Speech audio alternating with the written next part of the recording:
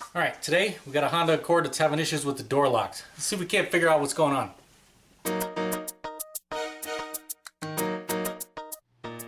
Alright, as you can see, got a 7th generation Accord here. Now the complaint on this is that I guess when they come up and they try to unlock it, either one or all of the doors are not unlocking. And so let's see what it does for us. So you can see locking it, it works, and yeah, it looks like they're all locked right now. And of course, and figures, you know, as soon as you bring it to the mechanic, they all work. Look at that. We tried to lock them. That one did not lock. You can see that? Try it again. And then it did. We most likely have a problem with the actuator here. But let's check it out again. Yeah, you see how it's moving slow? It didn't come all the way up. Now it came up a second time, and it should have unlocked all of them. And there it did that time. So let's see. Yeah, it's not moving up and down like it should. It's most likely a bad actuator, but we can do a few more tests and look at a few things. We'll lock it again. And there it did not work at all. And if we hit it the second time, it should have unlocked them all. But here's the thing. If this one doesn't unlock on the second signal, it's not going to unlock the rest. So you might think all of your door locks are not working. So watch. When I pull it up, we'll simulate that's the first one. Actually, it unlocked them as soon as I did it. It already knew, and it unlocked the rest of them. Yeah, so don't let that fool you. When this actuator is not working and it doesn't pop up properly, the rest of them, in most cases, they're not going to pop up either. They'll stay down because they're not seeing the signal from this one that it's in the unlock position. And the computer, the control module I should say, when it doesn't see the signal in the up position, it won't allow the rest of them to unlock because it thinks, hey, we need to unlock this one first. So that can fool you into replacing a bunch of actuators that don't need to be replaced. But I think we're dealing with a bad actuator here, but we can go, let's look at a wiring diagram, and we can look at some info on the scan tool first. And while I'm thinking of it, although this is a 7th generation Accord, 2003 to 2007, this same info applies to a 2004 to 2008 Acura TSX. They're the same basic vehicle. And sorry about the noise, but I got to run the cooler today. It's hot. Now over on my pile of parts on my shelf there, I actually have the actuators that work on this vehicle and the door cables, because a lot of times if you work on the actuator or take the door panel off, you're going to break the cable. So I actually have, for the front doors at least, I actually have the actuators and the cables. So in case I do need it, I already have the parts in stock. Alright, now we know the issue is happening with the transmitter. Now I don't think there's a problem with the transmitter, but let's just do the door lock from here also. So there's lock, and there's unlock, and you can see it's not unlocking. So even with this, it's not unlocking. And I swear I can hear some buzzing from the passenger door lock over there.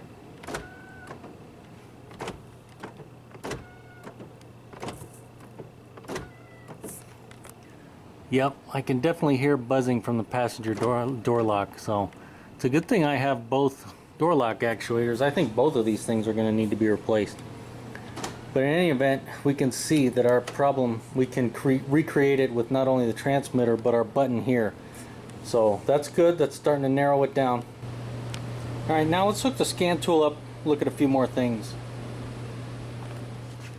Alright, you see I have my Bluetooth hooked up to the data link connector. That's what's nice about having a scan tool that's Bluetooth. We can sit over at the bench and do these tests. We don't even have to be sitting in the car. We do need to put the key in though and turn it in the on position. We don't need to have the car running, but it needs to be on so everything's lit up so we can talk to all the modules. Now while I'm thinking of it, with the key in the ignition and turned on, those buttons, the lock and unlock on most Hondas are not going to work. So don't try to put the key in there and see if you can unlock it and lock it from the transmitter. It's not going to work in many cases. So don't let that throw you for a loop either. And I'll show you with the door shut. If I try to press the keys, see how it's not doing anything? So yeah, don't let that mess you up. Alright, now that we got the scan tool hooked up, go to, come on, body electrical. And what's nice about these scan tools, these fancy ones, is that we can talk to this Honda just like the factory Honda scan tool does. So pretty much everything they can do, we can do here. There are a few things it won't do, but for the most part it'll do almost everything a regular Honda scan tool that they have at the dealer will do. Okay, you can see we have all of our body modules, and as a reminder, we're working right now off the BCAN network, or Body Controller Area Network. That's going to be a slower communication line that they use for door locks and security and things like that. The high-speed line is the FCAN, or Fast Controller Area Network. That's going to be what your engine computer and stuff is run on. And our gauge control module is kind of our gateway. The BCAN and the FCAN are both connected to the gauge control module, and that's what allows everything to talk to each other. So if the gauge control module ever goes bad, you can lose communication with all the BCAN network. So we're going to go into door locks, and well, let's make sure there's no codes, no fault codes. All right, and let's go to active test, and we can actually control the door locks right here. Let's go over to our vehicle. Alright, hopefully you can at least see those two door locks. First thing we'll do, we'll lock all the door locks. Press that, and it worked. You can see it locked it. That's good. That means our multiplex control unit for the door locks is working. Now how about we unlock the driver's door? And it did unlock it. And then we can unlock the rest of them. And of course it works with this. So that's a good sign. That means all of our signals from the computer to the locks are good.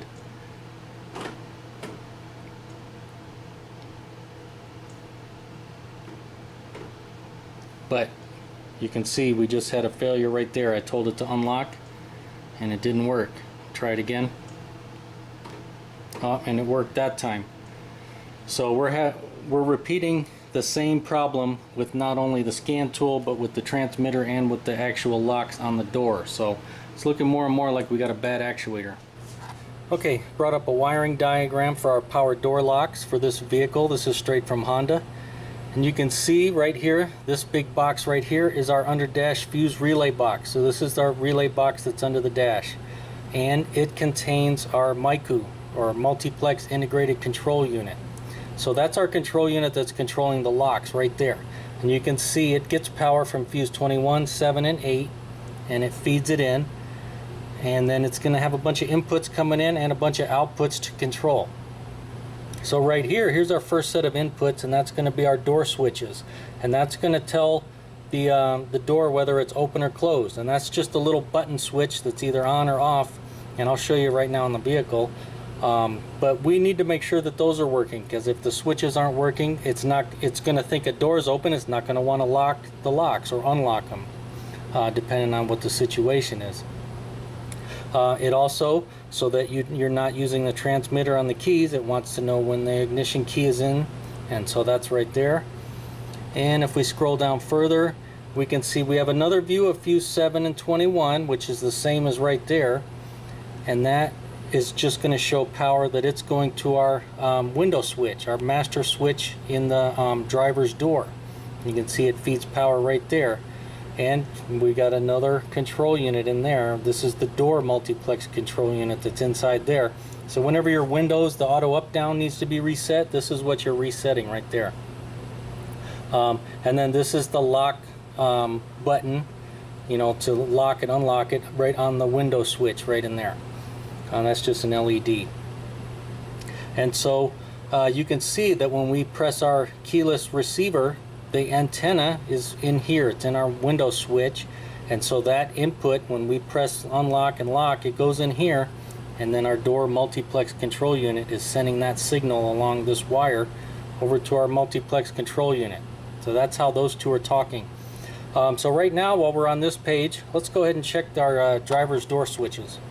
Now what's nice having a scan tool that can talk to these systems is we can look for our switch, and let's see, driver's door switch, passenger's door switch, driver's rear, and passenger's rear. So those right there, we want to look for on and off, and that tells us whether the door, or whether the computer at least, is thinking that the door is open or closed.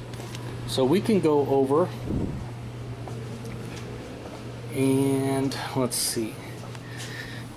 No, I'll just set that down right now. But basically, when we open it, we're just manipulating this switch right here. That's all we're doing. Now we can just go old school and look at the lights, and I'll press it in. Now it's pressed in, you can see the lights went off. So you can see I'm holding it in. Now when I release it right now, you can see the lights come on. So that's, we don't even need a scan tool. We can see that it's working right here.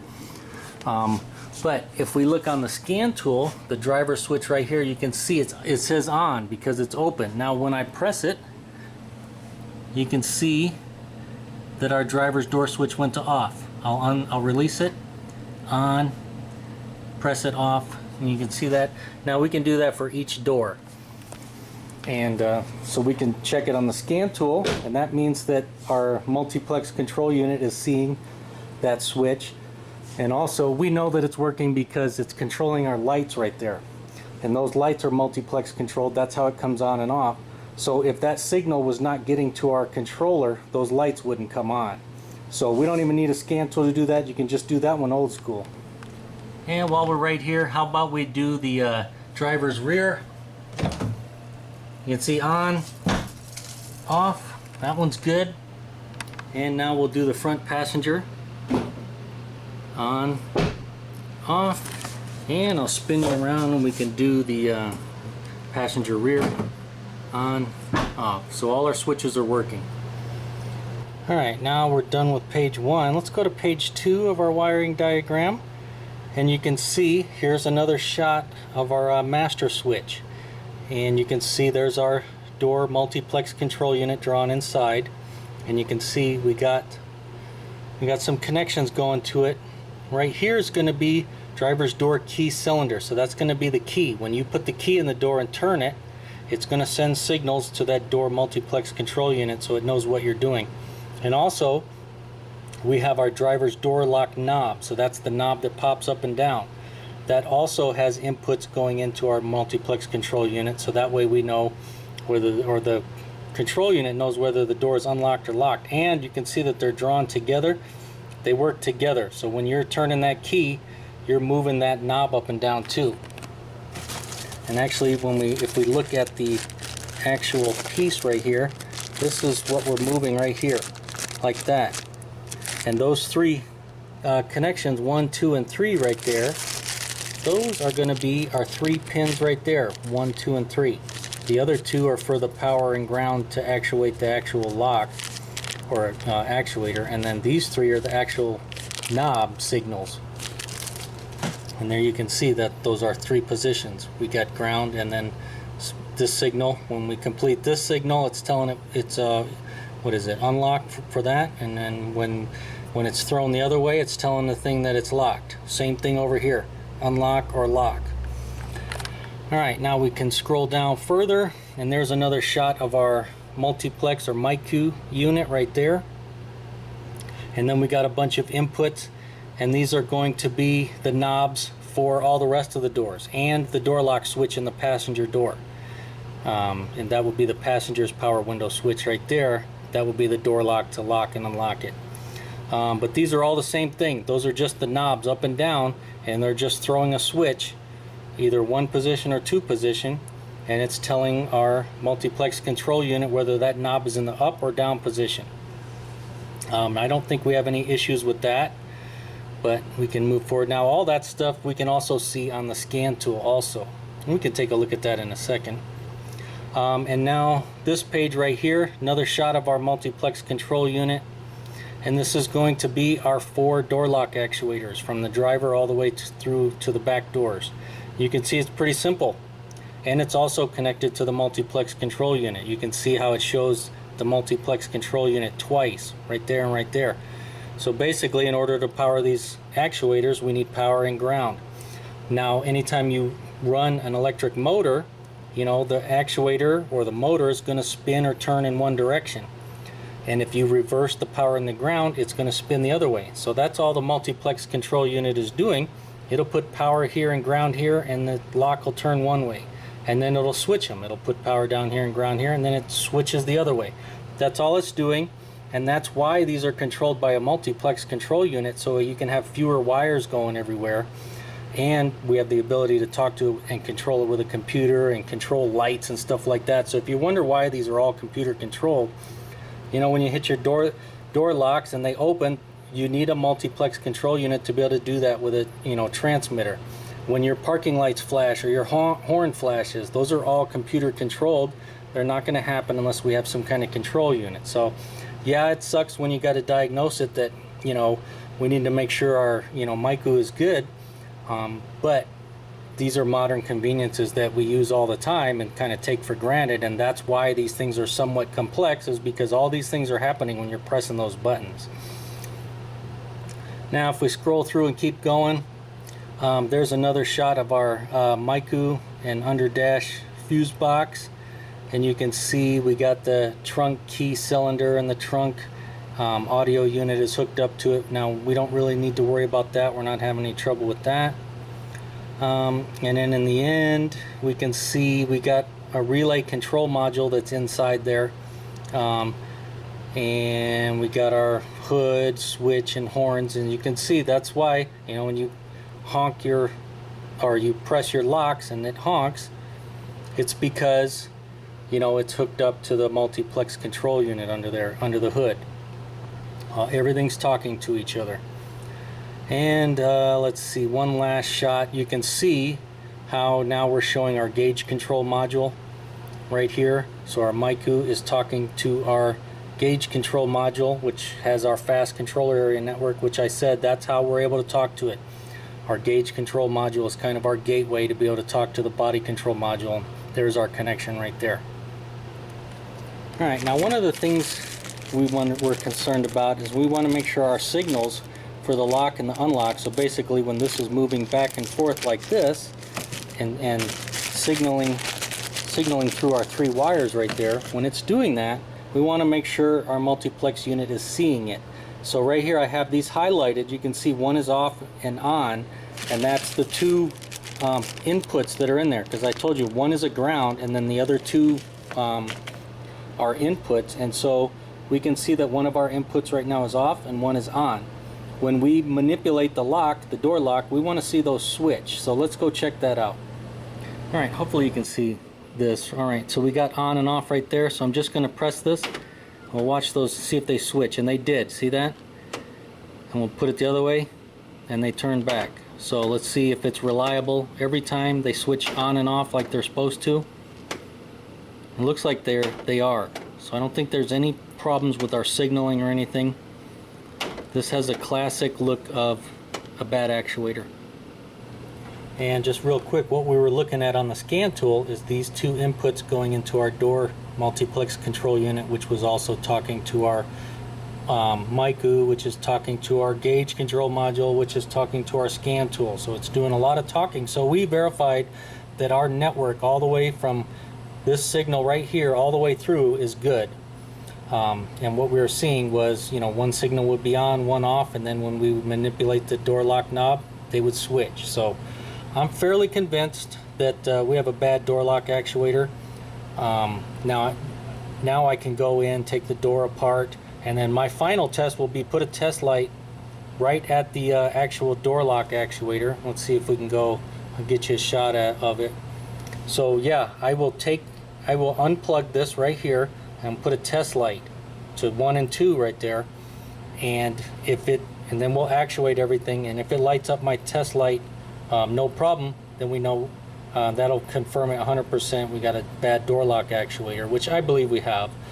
But before I started tearing everything apart, I wanted to be able to you know, be able to go in there confidently and not just take the door apart for no reason, because it's a little bit of a pain in the butt, and mostly likely I will break a door cable doing it. So if I'm going to do that, I want to be fairly confident of that I'm going to have to replace that actuator. So that'll be my final test, and I'm going to actually, if it fails or passes the test and confirms a failed actuator, I'll go ahead and replace it. If you guys want to see that video, let me know. Now, of course, now that we went over the whole wiring diagram, this is a beacon multiplex system. That's what Honda calls it. That's a fancy way to say it's a one-wire network communication system. Basically, they're talking to each other, all the modules, using ones and zeros. That's all that is. This vehicle that I'm working on, this was like the earliest version of Honda's beacon multiplex system.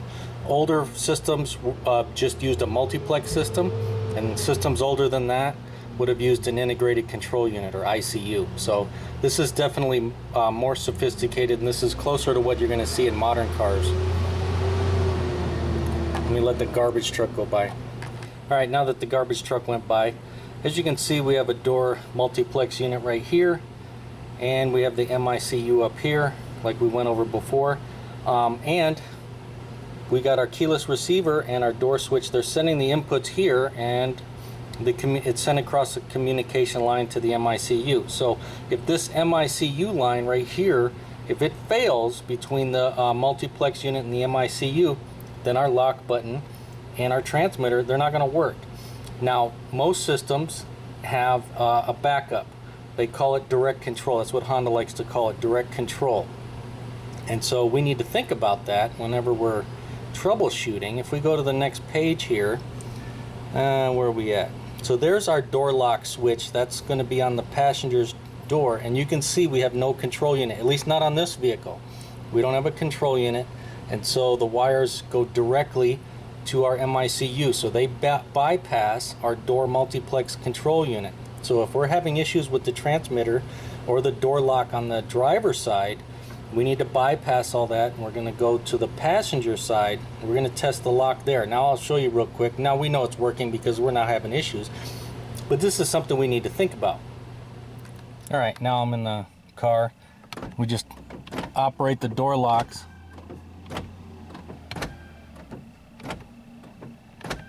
You can definitely hear that that lock needs to be replaced, the actuator.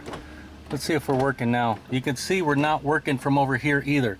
So this is another confirmation. We've bypassed all that stuff right there, and we're talking directly to the MICU through direct control right here.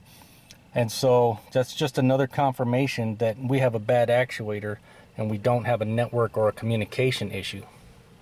So one of the reasons we use our scan tool to control the locks directly is we want to see if our MICU is working correctly, and we want to know if our network lines are still intact. That's another reason we scan for DTCs, or diagnostic trouble codes.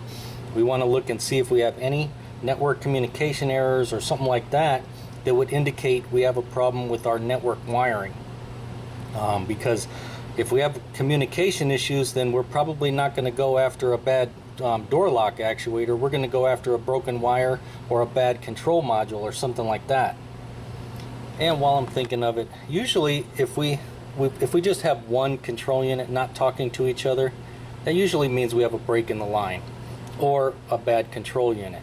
However, if we have a short, if this network line is shorted anywhere in the network, it's going to bring down every control module the way these are wired. There's no fail-safe when it comes to network communications. Now, we have fail-safes for our individual control units to still work as long as they're not bad. But if we have a short right here, it's going to bring down our whole communication network, and then the only way we're going to be able to use anything is through direct control, like I just showed you with the lock switch. Another prime example is the climate control unit. Here, we can go in the vehicle. So our climate control unit, it has a control unit inside there, right in here, and when we turn the blower motor or we turn the controls, it has direct control over the air mix motor and the blend door and the blower motor. We are also sending the communication lines out, but even if those communication lines fail, it'll still work directly. Many of these systems do have fail-safes like that. Another good example is your intermittent wipers. If you turn the intermittent wipers on and we have a network failure, they're automatically supposed to go to high. So if they only work on high back and forth, there's a good chance we have a communication problem. So these are all things we need to think about whenever we're troubleshooting systems that have control units on it. Well, I guess this will be part one. Be like background and 95% of the diagnosis. The other 5% will be getting in that door, tearing it apart, and making sure that all of our assumptions were correct. If you want to see that video, let me know in the comments. And as always, hey, if the video helped you out, you liked it, make sure to give it a thumbs up. Thanks for watching.